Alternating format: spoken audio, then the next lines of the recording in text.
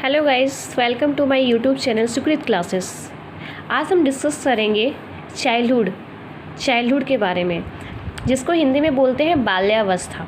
इस चाइल्डहुड में हम लोग आज जानेंगे कि मीनिंग क्या होता है, meaning of childhood and definition of childhood और उसके विशेषताएँ क्या हैं। तो आइए जानते हैं चाइल्डहुड के बारे में।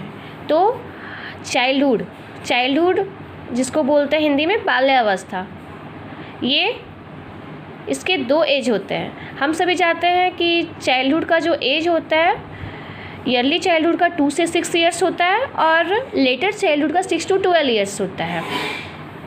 तो आज हम जानेंगे मीनिंग ऑफ चाइल्डहुड, बाल्यावस्था का अर्थ। बाल्यावस्था को जीवन का अनोखा काल कहा गया है। इसमें बालक को नई दिशा प्राप्त होती है। बाल्यावस्था शिशुअवस्था के बाद की अवस्था है और यह अवस्था जन्म के बाद की दूसरी अवस्था कहलाती है।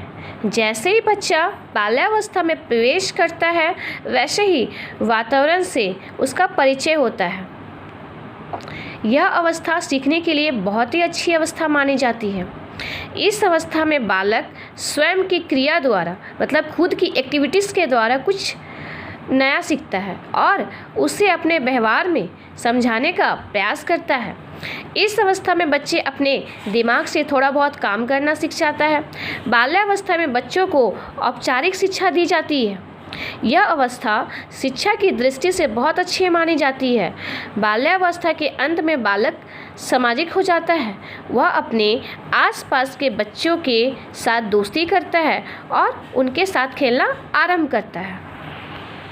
अब हम इसको एग्जाम्पल के द्वारा जानेंगे। जैसे उदाहरण के तौर पर एक भवन निर्माण करते समय उसका आधार सही से ना बनाया जाए, ईंट और मसाले सही से ना लगाया जाए, तो मकान ज़्यादा समय तक खड़ा नहीं रह सकता।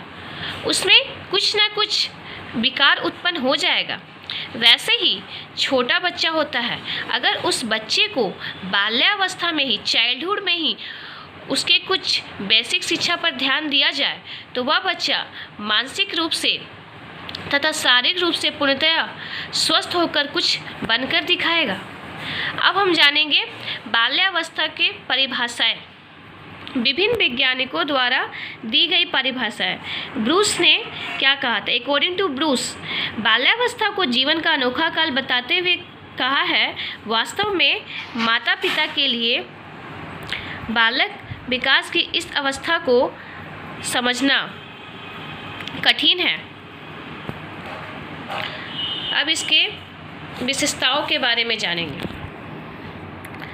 बाल्यावस्था की विशेषताएं, जिसमें हम एक डायग्राम बनाए हैं, आप लोग देख रहे हो, जिसे फर्स्ट में है बाल्यावस्था की विशेषताएं शारीरिक विकास, सेकेंड में है बहिर्मुखी व्यक्तित्व का विकास, थर्ड है सामूहिक प्रकृति, फोर्थ है संग्रह प्रवृत्ति का विकास, फिफ्थ है वास्तविक जगत से संबंध, उसके बाद है मानसिक विकास, आत्मनिर्भर होना, फिर है शारीरिक विकास, नैतिक गुणों का विकास, भ्रमण की प्रवृत्ति, सामाजिक विकास, रचनात्मक कार्यों में रुचि, जिज्ञासा की प्रबलता।